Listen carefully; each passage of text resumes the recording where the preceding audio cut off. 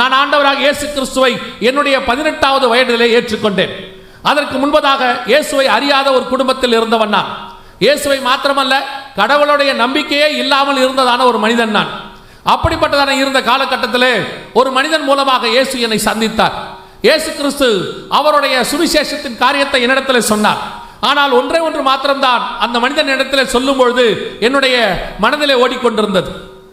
இந்த இயேசுவை குறித்து இவ்வளவு சொல்லுகிறாரே, காரணம் அந்த இயேசுவை பற்றி சொன்னவர் ஒரு கிறிஸ்தவர் அல்ல. அவர் சொன்னவர் ஒரு மாற்று மதத்தினர். அவர் இயேசுவை குறித்து அதிகமாய் அறிந்தவர், அதிகமாய் படித்தவர். அவர் அவருடைய வாலிப பிராயத்தில் இயேசுவை ஏற்றுக்கொண்டார்.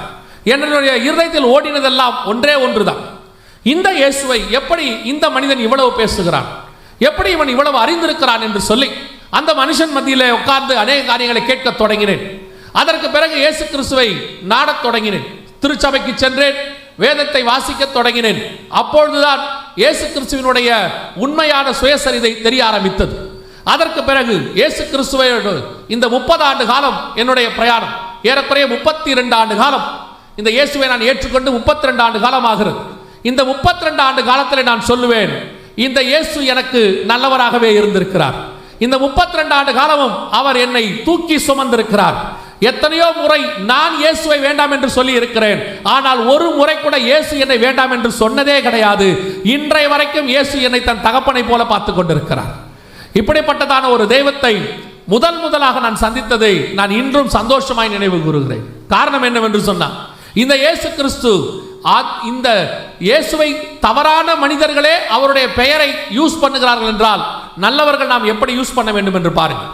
இயேசு கிறிஸ்துவை ஏற்றுக்கொண்டதற்காக நான் சந்தோஷப்படுகிறேன்.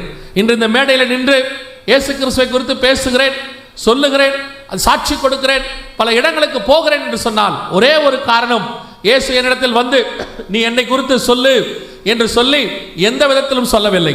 ஒன்றே ஒன்று எனக்கு மாத்திரம் தோணுகிறது, இயேசு கிறிஸ்துவை குறித்த அன்பு என்னை நெருக்கி ஏவுகிறது. அவரை பற்றி சொல்ல வேண்டியது என்னுடைய கடமையாய் இருக்கிறது. காரணம், அவர் எனக்கு செய்த நன்மைகளுக்கு நான் வேறு ஒன்றையும் செய்ய முடியாது. ஒன்றே ஒன்றை செய்ய முடியும், அவரை குறித்து நான் எல்லா இடங்களிலும் சொல்ல முடியும். அவர் நல்லவர் என்று சொல்லி, அவர் திரும்பி வருகிறவர் என்று சொல்லி. இயேசு அவ்வளவு நல்லவராகவே இருக்கிறார்.